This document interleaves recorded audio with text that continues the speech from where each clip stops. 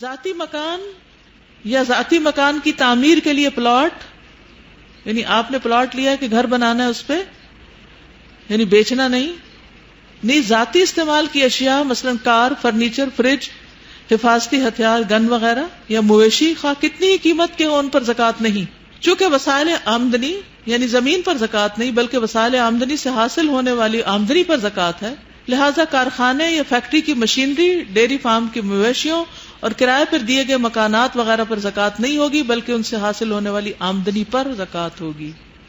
جیسے زمین پر زکوٰۃ نہیں بلکہ اس کی پیداوار پر زکوٰۃ ہے، سمجھ آ گئی؟ دکان پر زکوٰۃ نہیں بلکہ اس کے اندر پڑے مال اور اس کی آمدنی پر زکوٰۃ ہے، ٹھیک ہے؟ مکان کرائے پر دیا ہوا ہے، اس مکان پہ زکوٰۃ نہیں، اس کرایہ جب ہوگا اینولی آپ لیتے ہیں اس پر زکوٰۃ۔ وہ اشیاء جن پر زکوٰۃ واجب ہے، اب اس مال کی تفصیل ہے جس پر زکوٰۃ لگے گی۔ نمبر 1، الذهب والفضہ، سونا اور چاندی۔ سونے پر زکوٰۃ ہے، سونے کا نصاب 7.5 تولے یا 87 گرام 87 گرامز، اس سے کم پر زکوٰۃ نہیں۔ زکوٰۃ سونا یا سونے کی قیمت دونوں صورتوں میں ادا کرنا جائز ہے، چاہے گولڈ میں سے گولڈ نکال دیں یا اس کی قیمت دے دیں۔ سونے کی قیمت کا اندازہ موجودہ بھاؤ کے مطابق لگا کر زکوٰۃ دینی چاہیے، یعنی مثلا 1 سال پہلے آپ نے 40,000 تولہ کے حساب سے زیور خریدا، جب سال گزرا تو وہ 60,000 کا ہو گیا، اب زکوٰۃ کس حساب سے دینی ہوگی؟ 60,000 کے حساب سے، ٹھیک ہے۔ چاندی پر زکوٰۃ ہے، چاندی کا نصاب 52.5 تولے یا 612 گرام ہے، اس سے کم پر زکوٰۃ نہیں۔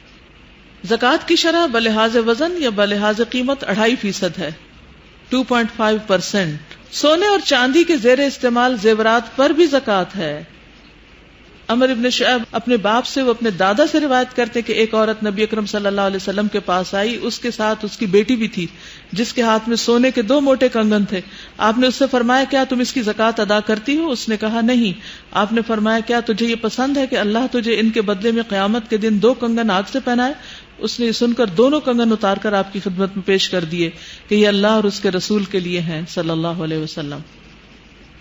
تو اس سے کیا پتہ چلتا ہے کہ آپ نے سارا سال چوڑیاں پہنی، تو آپ یہ کہیں چونکہ یہ میں پہنتی رہی اس لیے اس پہ زکوٰۃ نہیں، اس پر بھی زکوٰۃ ہے، اور اس کی دلیل یہ حدیث ہے۔ دھات کے سکے، کوائنز، یہ کاغذ کی کرنسی چونکہ ہر وقت سونے یا چاندی سے تبدیل کی جا سکتی ہے، لہذا رائج الوقت کرنسی کا نصاب 87 گرام سونا یا 612 گرام چاندی، دونوں میں سے جس کی قیمت کم ہوگی اس کے برابر ہوگا، جس پر سال گزرنے کے بعد 2.5% کے حساب سے زکوٰۃ ادا کرنی چاہیے۔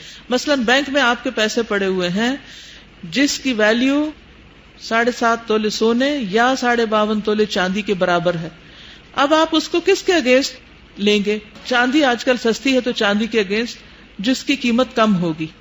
اب اگر کسی کے پاس بینک میں اتنے پیسے 1 سال تک پڑے رہے ہیں تو وہ کیا کرے گا؟ 2.5% زکوٰۃ دے گا۔ آپ نے ادھار دیا اور آپ کو پتا ہے مل جانا ہے، ابھی سال گزر گیا تو آپ بے شک پیسہ اس کے پاس ہے زکوٰۃ دے دیں گے اپنی، لیکن آپ کسی ایسے کو پیسہ دے کے پھنس گئے جو بینک کرپٹ ہو گیا، جو دیوالیہ ہو گیا، اور آپ کو پتا ہے یہ کبھی بھی نہیں واپس ملنے والا، اس کے اوپر آپ کو کوئی زکوٰۃ نہیں دینی، ٹھیک ہے۔ ایک اور صورت یہ ہے کہ ایک شخص جس کو آپ نے دیا اور پہلے کئی عرصہ لگا کہ اس نے دینا کوئی نہیں، پھر اچانک ایک دن لے کر آ گیا، پھر اب آپ کو صرف 1 سال کی دینی ہوگی۔ زکوٰۃ کے لیے ملکیت ہونا ضروری ہے، ٹھیک ہے، ملکیت ضروری ہے، اور ملکیت میں اگر وقتی طور پر آپ ڈس اون کر دیے جائیں تو آپ کی زکوٰۃ بھی ختم ہو جائے گی، لیکن اگر آپ کو دوبارہ مالک بنا دیا جائے تو دوبارہ زکوٰۃ شروع ہو جائے گی، اور اس دن سے ہوگی جس دن آپ کو دوبارہ مالک بنایا گیا، ٹھیک ہے۔ کبھی ایسے ہوتے ہیں نا سسرال والے ناراض ہو کر زیور لے لیتے ہیں اور پھر کچھ عرصے کے بعد واپس دے دیتے ہیں، تو جتنا عرصہ ان کے پاس رہا زکوٰۃ آپ پہ نہیں، جس دن سے آپ کو دوبارہ مل گیا آپ پہ زکوٰۃ پڑ گئی۔ یعنی اب ایک تیسری چیز ہے، ایک تو تھا سونا، بات آسان ہے، واضح ہے، دوسری ہے چاندی، دونوں کو ملایا نہیں جائے گا، تیسری ہے روپیہ پیسہ، اس کو کس کے ایکول کر کے دیں گے؟ چاندی کے۔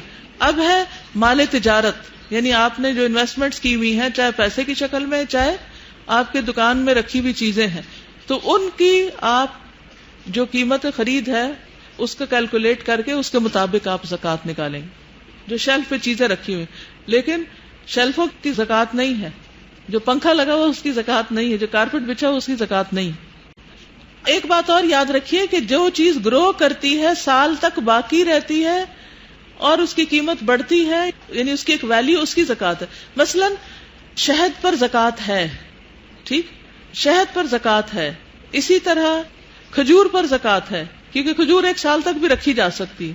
اب سونے پہ زکات ہے، کیونکہ سونا اگر آپ سال رکھیں گے تو وہ ہو سکتا ہے قیمت بڑھ جائے، کبھی گھٹ بھی جاتی ہے، تو پھر زکات کم دینی پڑتی، اس لیے فکر نہیں کریں۔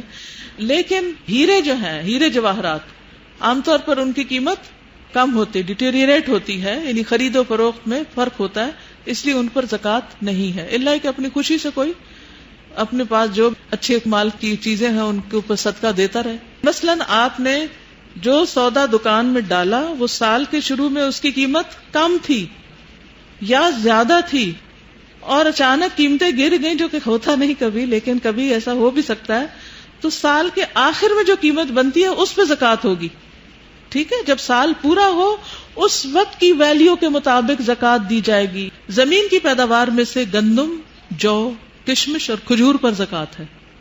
حضرت عمر بن خطاب فرماتے ہیں کہ رسول اللہ صلی اللہ علیہ وسلم نے درجے ذیل 4 چیزوں میں زکات مقرر فرمائی ہے۔ نمبر 1 گندم، نمبر 2 جو، نمبر 3 کشمش اور نمبر 4 کھجور۔ اسے دارقطنی نے روایت کیا ہے۔ زمین کی پیداوار کے لیے زکات کا نصاب 5 وسق 725 کلو گرام ہے۔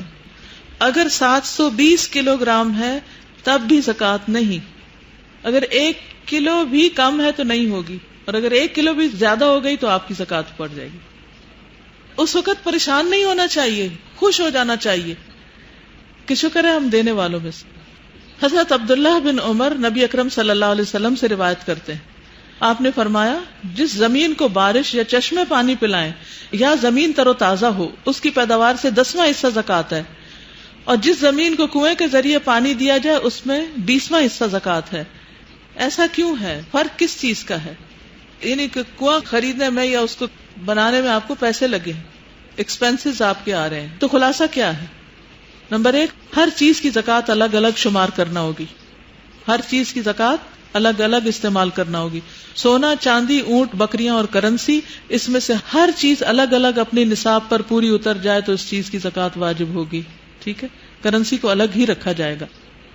زکات کی کم سے کم رقم جو شرع کے مطابق ہے وہ لازم ہے، اگر کوئی اس سے بڑھ کے دینا چاہے تو پابندی نہیں، جتنی مرضی دے۔